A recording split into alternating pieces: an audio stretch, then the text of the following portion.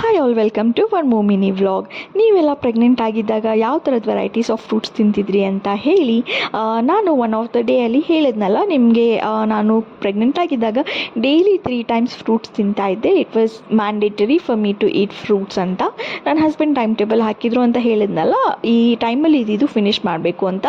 ಆ ಥರದ one day ಅಲ್ಲಿ ಇದು ಬೆಳಗ್ಗೆನೇ ನನಗೆ ನನ್ನ ಹಸ್ಬೆಂಡ್ ಈ ಥರ ಫ್ರೂಟ್ಸ್ ಎಲ್ಲ ಕಟ್ ಮಾಡಿ ಕೊಡ್ತಾರೆ. ನಾನು ಅದನ್ನು ಫುಲ್ಲು ಖಾಲಿ ಮಾಡಲೇಬೇಕು ಅಟ್ ಎನಿ ಕಾಸ್ಟ್.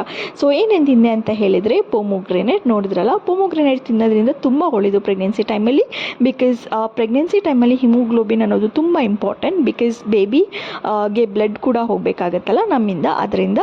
ಸೊ ಆಮೇಲೆ ಮೋಸಂಬಿ ತಿಂದೆ, ಆ್ಯಪಲ್, ವಾಟರ್ ಮೆಲನ್ ಆ್ಯಂಡ್ ಆಮೇಲೆ ಆರೆಂಜ್. ಸೊ ಇಲ್ಲಿ ತೋರಿಸ್ತಾ ಇರೋ ಇಷ್ಟು ಫ್ರೂಟ್ಸು ಕೂಡ ಜೆಸ್ಟೇಷನಲ್ ಡಯಾಬಿಟೀಸ್ ಇದ್ದರೂ ಕೂಡ ತಗೊಳ್ಬೋದಿತ್ತು. ಡಾಕ್ಟರ್ ನನಗೆ ಕೆಲವೊಂದು ಫ್ರೂಟ್ಸ್ನ ಮಾತ್ರ ಅವಾಯ್ಡ್ ಮಾಡೋಕ್ಕೆ ಹೇಳಿದರು, because of high sugar levels. ಅದರಿಂದ ಆ ಫ್ರೂಟ್ಸ್ನ ನಾನು ಅವಾಯ್ಡ್ ಮಾಡಿದ್ದೆ.